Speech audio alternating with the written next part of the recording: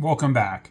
This review is on 2024's Lord of the Rings: War of the Rohirrim. This story is set to be a separate story from The Hobbit and Lord of the Rings, most of the, main Peter Jackson movies that everybody is so familiar with. This is based on some of Tolkien's earlier writings that take place about 200 years before the events of the Fellowship of the Ring. So it's not really about anything that has to do with Frodo or Bilbo and finding the ring, or them being on the quest to destroy it. So this story is focusing on several different characters that are basically the family of Helm Hammerhand, showing their situation and what's going on.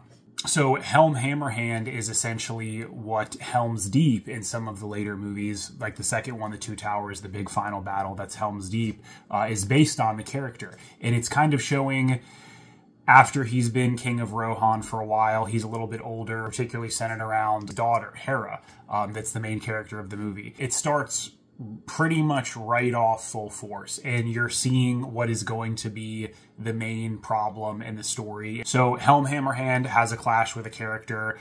He accidentally kills him in a fist fight with just one punch. That has a whole chain of effects that come to affect this other character called Wolf, that is the son of the character that was slain by Helm in the fight. It starts this long battle, takes place over a number of years in different battles in different places, whether it's Rohan, and then also ending up being a siege at Helm's Deep. In this movie, you're really seeing a fresh story, but yes, it has a lot of the feel of the Lord of the Rings movies, even though it is animated. Some people may not like that. I don't mind animated films. I like the style of it. I know there's been some people saying the animation is a little hit or miss with some of the frame rate and the quality. Don't think it's something that 90% of people are going to notice or care about. I thought this movie, for being over 2 hours, was paced very well. I really want to give it credit for that. Did not feel that there were really any slow parts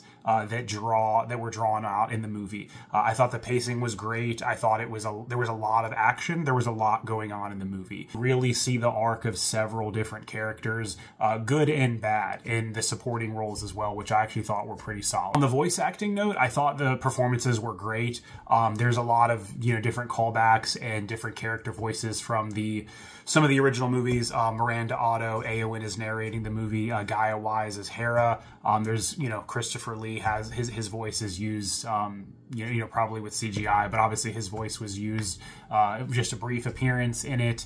And I believe Dominic Monaghan and Billy Boyd also had some part in voicing characters as well. So, there's a lot of Lord of the Rings voice talent on display, and I thought the movie really captured that pretty well. So I know the movie is kind of getting a little bit of hate from some people because it's, Warner Brothers essentially had to make a Lord of the Rings movie so they could keep the rights to the franchise. I don't really see why that's a problem, or even a moderate fan of it.